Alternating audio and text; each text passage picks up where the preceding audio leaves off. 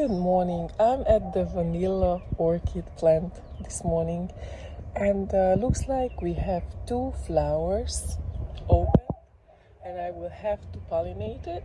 So we would have the vanilla bean from it, the vanilla pod. You can see here. And I just wanted to tell you that you don't have a lot of time to do the pollination. The other day, actually, I forgot that I had two open flower. I was way too busy at the day, and I tried to pollinate it like late afternoon.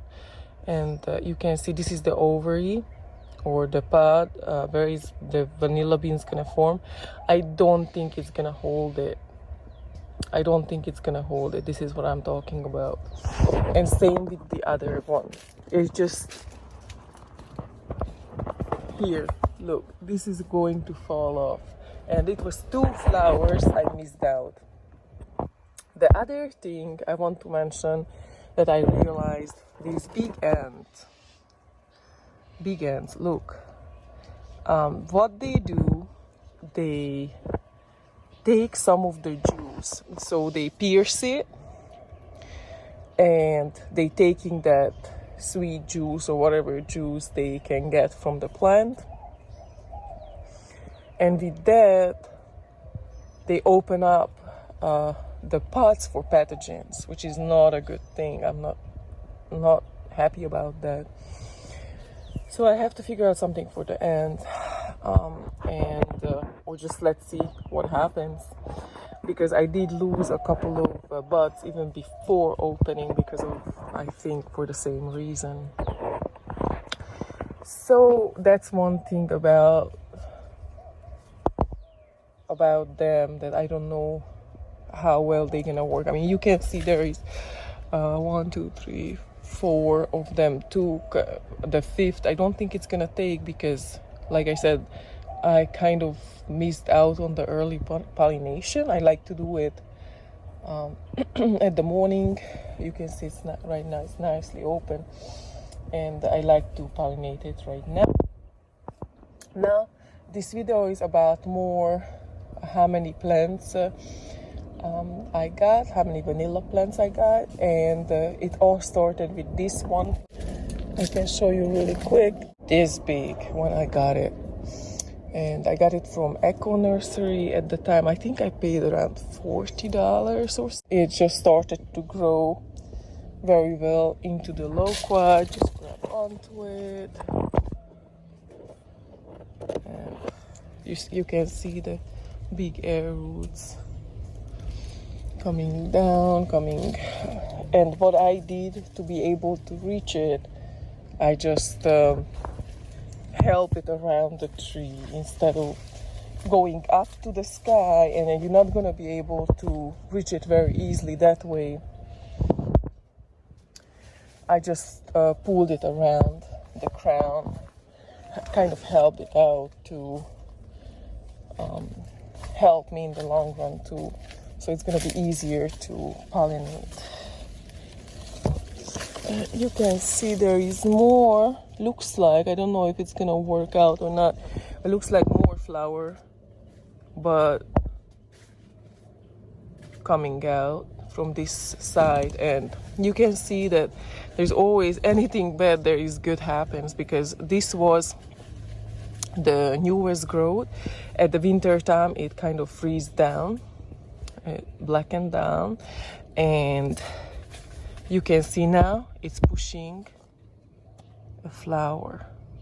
But so I'm excited to see what's gonna happen with that. I did have a cutting, I think last year I made a cutting, and this is it. You can see got a little bit of sunburn, but not too much.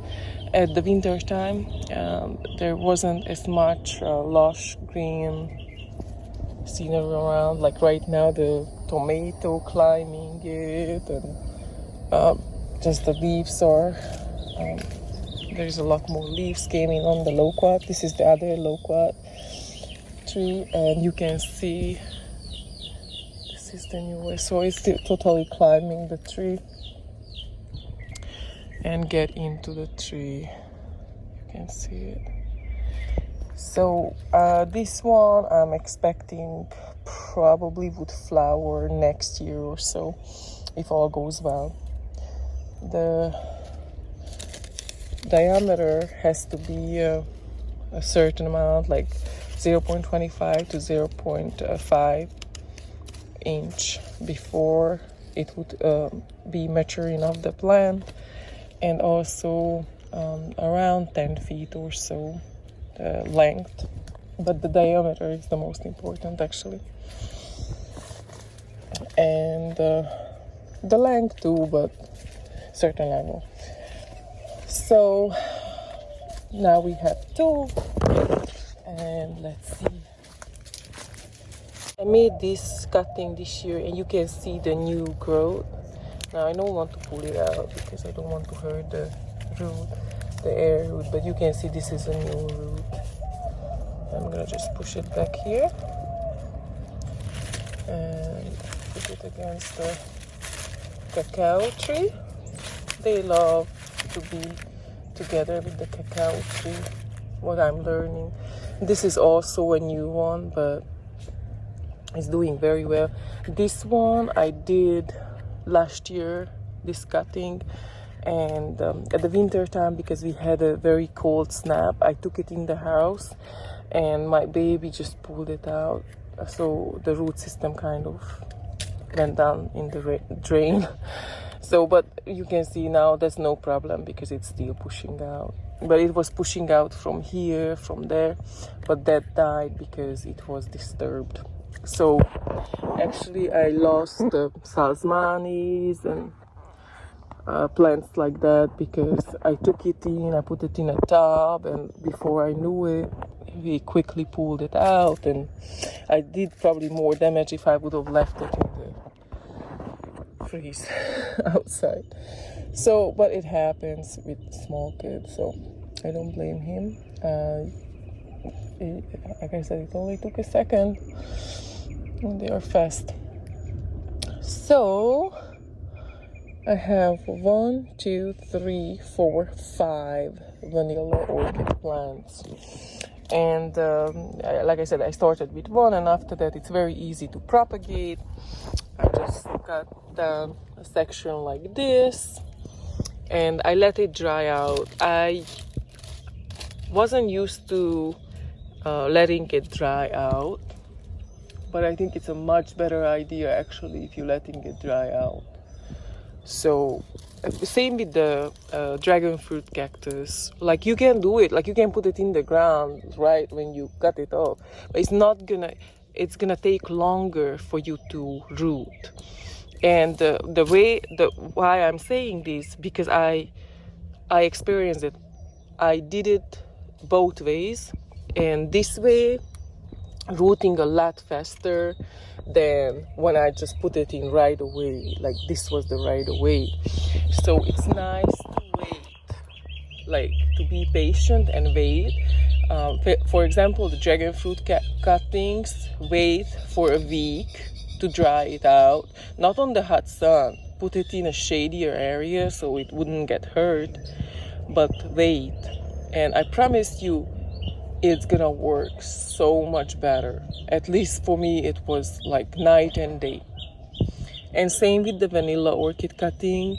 I learned it now that it's much better when you wait. When you cut down the cuttings, wait for a couple of days, at least a day, so it would heal over the cut. Make sure to use the right, right side. The leaves has to point down, at least with the vanilla planifolia, so you don't put it upside down or anything like that. But try to wait, let it heal, and then put it in an orchid mixture. So that's I wanted to tell you, because I thought that was important, since I want to update it from the oldest videos, that I would wait now from what I experienced. Okay, so 5 vanilla orchids. And what I want to do with these, I would like to plant it in several places in the food forest, and let them do their thing, flower and fruit. And I have to figure out something for the ants, because like I said, they pierce it and they really hurting, I think, the vanilla orchid beans. So I have to figure out something about that. So we are up to 108 plants and edibles that I planted the last couple of years. And yes, 108 vanilla planifolia. So I will have to pollinate it right now.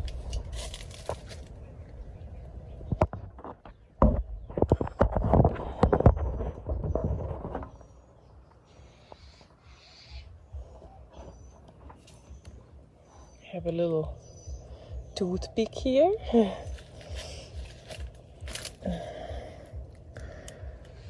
And you know, this is no, I mean, I don't like to do this, but anyways, this flower gonna disappear in like no time.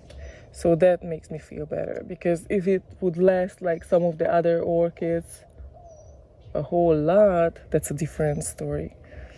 But that's not the case. So here we go. Now this one is pollinated. We should expect nice vanilla bean from it. So now you're not gonna see it all the way, but I have much better videos explaining the pollination process of this one. So I have, I think, 3 videos. So this one is just nice.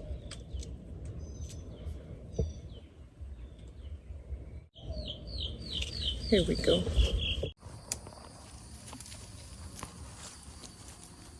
Oh yes. And a little breakfast. Look at how big they are. These are huge, I think. See you. Bye.